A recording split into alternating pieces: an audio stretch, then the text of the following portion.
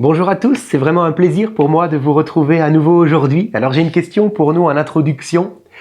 Cela fait appel à votre imaginaire peut-être. Imaginez que vous êtes employé dans une entreprise, d'accord? Et que voilà que l'entreprise est en pleine restructuration et au niveau de la direction ça bouge, vous changez de patron. Voilà. Mais voilà que le nouveau patron qui vient va d'entrée de jeu dire à tous les employés de l'entreprise, à partir d'aujourd'hui, je vous retire 20% de votre salaire mensuel. Mais sachez-le, c'est pour le bien de la boîte. C'est pour le bien de l'entreprise.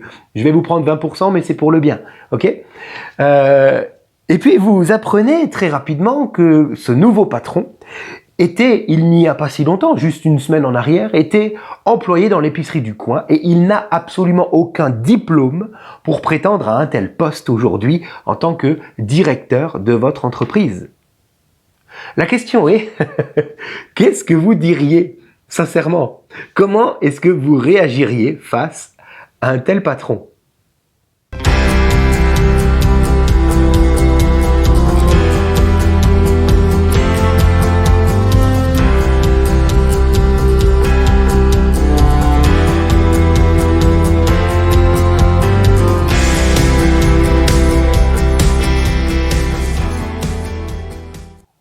Voilà, heureux de vous retrouver donc aujourd'hui.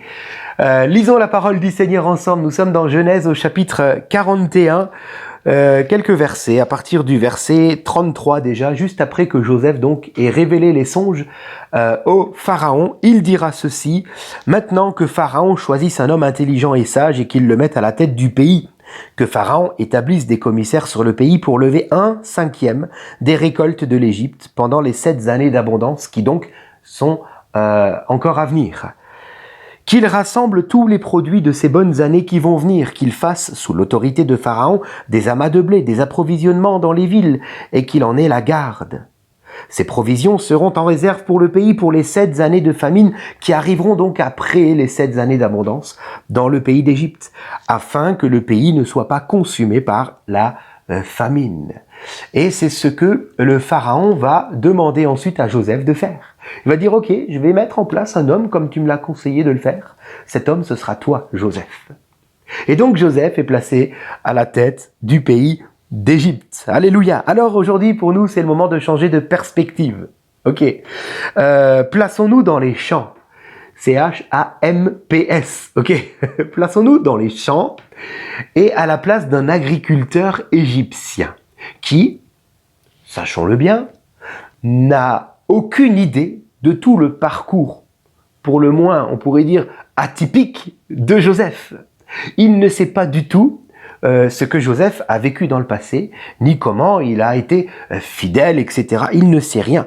Tout ce qu'il sait, c'est qu'un petit jeune d'environ 30 ans, à ce moment-là, c'est l'âge qu'avait Joseph, un petit jeune a connu la plus grande ascension sociale de tous les temps. C'est tout ce qu'il sait. Ah, si, on dit que il a fait de la prison il n'y a pas si longtemps que ça. On dit que il a voulu voler la femme de son précédent maître, quand même. Et puis on dit que maintenant je dois lui donner 20% de ma récolte, alors qu'enfin, il semblerait que Dieu ait entendu mes prières et que mes semences portent de bons fruits. J'ai pour une fois beaucoup à récolter. Et oui, c'est enfin une année d'abondance. Pour une fois que ça va bien, on me demande de donner 20% à cet homme-là. Et en plus, on dit que s'il m'arrivait de croiser le chemin de cet homme-là, il faudrait que moi, je me mette à genoux. Si on se met vraiment et sincèrement à la place d'un agriculteur égyptien, sincèrement, comment est-ce qu'on réagirait? C'est exactement la même question qui vous a été posée en introduction.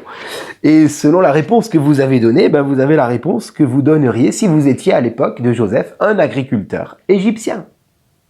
Vous auriez réagi de la même manière vis-à-vis d'un Joseph, qui pourtant met en place des choses pour sauver le pays. Alors comme la majorité des gens, très certainement, et comme moi aussi, on aurait réagi comment? En murmurant. hein, de manière très agacée, n'est-ce pas? Parce qu'on est tous faits du même bois, je crois. Hein, on dirait des choses, j'ai noté quelques exemples. On aurait dit par exemple, regardez-moi ça, mais pour qui se prend-il cet arriviste? On ne sait même pas vraiment d'où il vient. Okay, en plus, c'est un étranger. On aurait dit, ah, il doit avoir certainement des relations très haut placées pour même avoir réussi à se mettre le pharaon dans la poche. Quand même, celui-là, il a dû avoir des grands dessous de table. Vous voyez ce que je veux dire?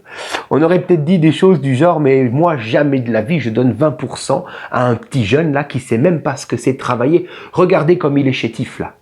Il a peut-être certainement jamais retourné une seule pelle de terre de sa vie et il voudrait que moi, qui travaille à la sueur de mon front, je lui donne 20%. Jamais de la vie. Certainement qu'on dirait aussi encore un technocrate qui veut s'en mettre plein les poches, n'est-ce pas? Voilà, je crois qu'on est tous pareils. Hein, bon. Alors maintenant, nous arrivons à ce temps de réflexion. Réfléchissons un peu plus loin, si vous le voulez bien. Sur une échelle de 1 à 10, 10 étant le maximum, jusqu'à quel point sommes-nous des personnes qui savent encourager les autres? C'est vraiment important de se poser la question. Et surtout, dans quelle mesure concrète est-ce que nous encourageons vraiment les gens? Parce que c'est facile de dire « moi, j'encourage ». Mais qu'est-ce que tu fais vraiment pour encourager? Vous savez, on encourage... peut-être sur une échelle de 1 à 10, peut-être qu'on se situe dans la deuxième moitié, vous voyez, entre 5 et 10, lorsqu'il s'agit d'encourager des pauvres, des malades, des gens qui pleurent, des gens qui gisent sous le poids d'un lourd fardeau, des gens qui sont injustement traités. Alors là, bien sûr, quelque part, on veut vraiment les encourager, on veut être là, mais sur une échelle de 1 à 10, deuxième question, à quel point est-ce qu'on encourage, non pas cette catégorie de personnes dont on vient de parler, mais ceux qui réussissent dans la vie, ceux qui vivent des promotions, ceux qui enfin récoltent ce pourquoi ils ont semé depuis longtemps. Comment est-ce qu'on réagit vis-à-vis de ces gens-là? Est-ce qu'on les encourage? Est-ce qu'on les applaudit? Est-ce qu'on leur montre combien on est heureux pour eux? Est-ce qu'on arrive à se réjouir avec celui qui se réjouit? Vous savez, on peut facilement imaginer Joseph dans le palais du pharaon, avec sa coiffe égyptienne, avec ses habits de fin lin, avec son collier d'or pur. Waouh! Ok. Maintenant, imaginez ce Joseph, on le sort du palais et on le met dans une église évangélique du XXIe siècle. Ok? Alors d'abord, si on revient sur le Joseph d'avant, celui qui était en prison, qui était sale, qui était abandonné, injustement accusé, etc. Si on prend ce Joseph-là et qu'on le met dans une église évangélique aujourd'hui, certainement que son nom figurerait en tête de liste des sujets de prière. Vous ne croyez pas? Parce qu'on a très facilement à cœur de prier pour ceux qui souffrent. Mais qu'en est-il du Joseph qui se trouve dans le palais du pharaon? Mettez-le maintenant, lui, avec sa coiffe, son collier d'or, mettez-le dans une église évangélique. Est-ce qu'il figurerait encore dans notre liste de prières? C'est moins évident, n'est-ce pas? Beaucoup moins évident. Qui est prêt aujourd'hui à prier et à encourager tous les Joseph qui réussissent? Tous ceux qui ont réussi. Vous savez, c'est moins évident qu'on pourrait le penser. Quand, après des années de formation divinement orchestrée même, quand enfin le Seigneur m'a fait rentrer dans le ministère, sans vouloir blesser qui que ce soit, mais personne n'est venu me voir pour me dire « On est tellement content pour toi ». J'ai bien dit personne. Personne n'a su m'encourager. Parce qu'on voit d'un mauvais œil les gens qui réussissent. Surtout si cela veut dire qu'alors ils auront, comme pris du galon sur nous-mêmes, alors qu'en réalité un pasteur c'est pas ça du tout. Je vous le dis tout de suite. Mais alors vraiment pas, il est serviteur de tous. Mais on voit d'un mauvais œil ceux qui sont sur l'estrade, ceux qui sont devant la chaire. À la moindre erreur, heureusement qu'il n'y a pas des tomates à l'entrée de l'église. Parce que ceux qui sont mis en lumière, attention, à la moindre erreur, on ne vous rate pas. Vous voyez? Par contre, si vous faites du bien, pendant des semaines et des semaines, là, qui viendra pour se réjouir avec vous? Qui viendra pour vous dire merci.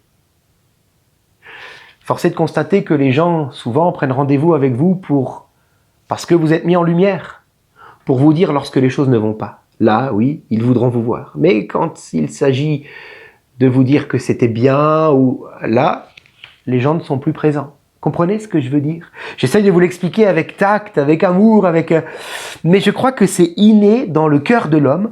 On a du mal à aller vers les gens pour dire moi je suis content de voir comment le Seigneur se sert de toi, je suis content de voir que le Seigneur t'a promu, etc., etc.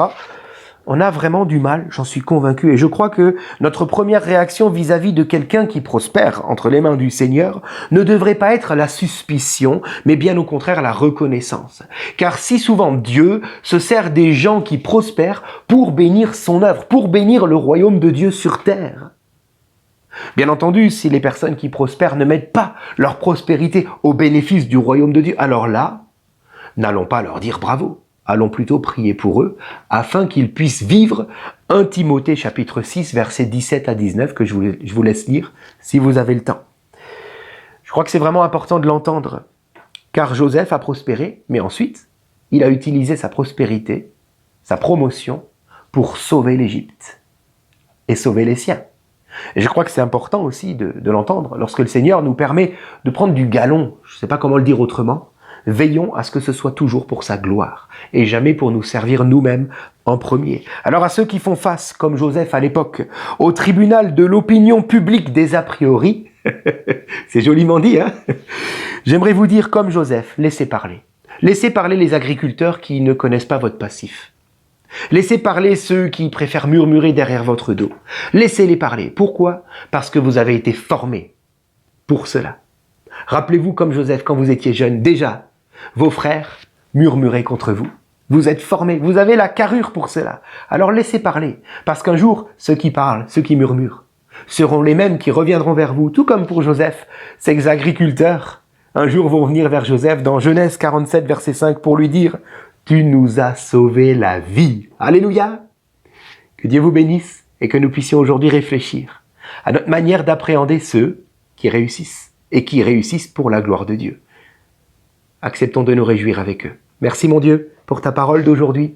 Permets-nous, comme nous l'avons dit, de ne pas simplement pleurer avec ceux qui pleurent, mais aussi d'apprendre à nous réjouir avec ceux qui se réjouissent, ceux que tu élèves parce que tu les as trouvés suffisamment humbles. Seigneur, nous prions que tu nous donnes ce cœur-là, afin d'être collaborateurs. Merci mon Dieu, parce que c'est dans ton royaume que nous voulons prospérer et nulle part ailleurs. Alors, conduis-nous dans cette unité et que nous puissions vraiment nous réjouir avec ceux qui se réjouissent et de manière concrète, Seigneur. Amen. Que Dieu vous bénisse et à très bientôt.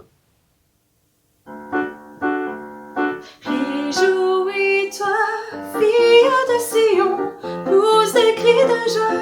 Israël pousse des cris d'allégresse, fille de Jérusalem. Tous tes péchés ont été effacés, ton ennemi chassé. Le Dieu d'Israël, Adonai, est venu vers toi. Ne crains pas, réjouis-toi, fille de Sion, pousse des cris de joie. Israël pousse des cris d'allégresse, fille de Jérusalem. Oui, le Seigneur est au milieu de toi, comme un héros qui sauve.